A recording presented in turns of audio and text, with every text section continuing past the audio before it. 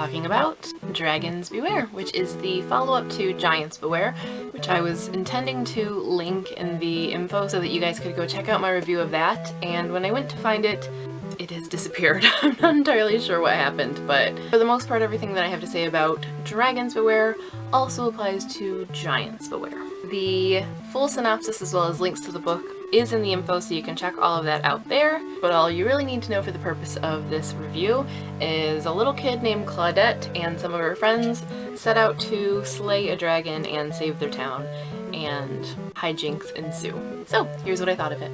Much like Giants Beware, Dragons Beware is goofy and playful and just a whole lot of fun. I think I might have actually even liked this one more than Giants Beware, partly maybe because of how events from Giants Beware have influenced Dragons Beware, now that the townsfolk know all of the capers and hijinks that Claudette, the main character, gets up to. There's just a lot of silliness, I guess, that resulted from the first book, but also just knowing Claudette better and expecting all of the silly things that she's gonna do.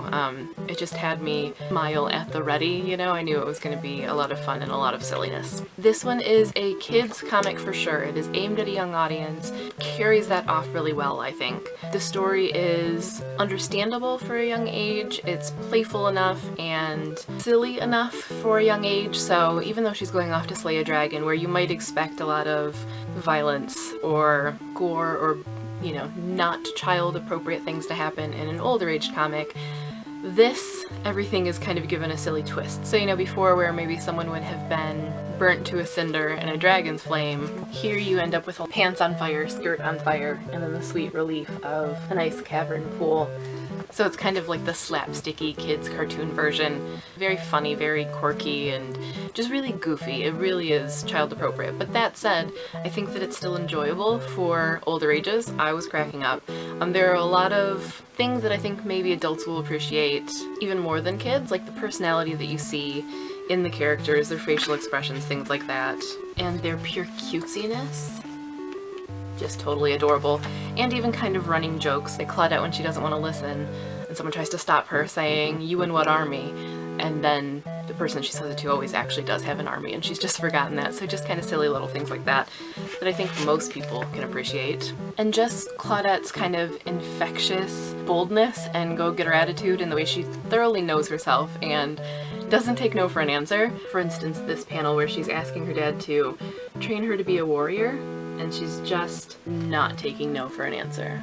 And it cracks me up the way she is just determined. Things are gonna come out her way and she knows it. And she's right because she doesn't give up. And I think that makes it really fun for adults but also really great for kids. There's a strong thread of knowing who you are, what you want to be, and going for it. The art is bold and clear and colorful. There's a lot of humor in the art as well, and as I said, it just adds to the whole goofy, quirky, punchy vibe of the whole thing. And the way things come out in the end just delighted me. I obviously don't want to spoil it, but read it just for that, because there's something that happens at the end that cracked me up and was just the most adorable thing ever. But yeah, I think this is a great one to have on shelves in classrooms or libraries for kids, especially girls who are looking for a little go-getter warrior type who is a girl like them, or a good one for parents to give to their kids if they're looking for a sort of precursor to the Alana books by Tamara Pierce. I think Claudette kind of fits that bill. But beyond kids, even though it is for kids, I still think that it's a great one for adults as well if you're looking for something quirky and silly and cutesy with spirited, plucky characters and a lot of personality in the drawings and the art.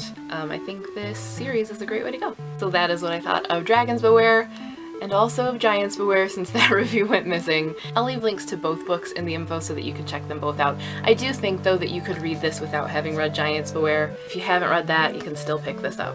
And that is it for the final review of Graphic Novel Week. I do have one more video tomorrow, so hopefully you guys will stop back by for that.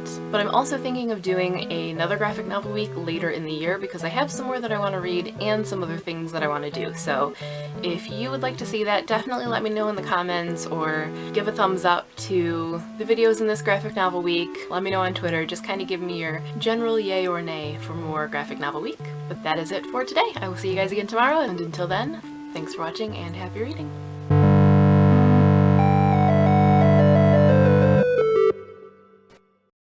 Hey guys, it is day 6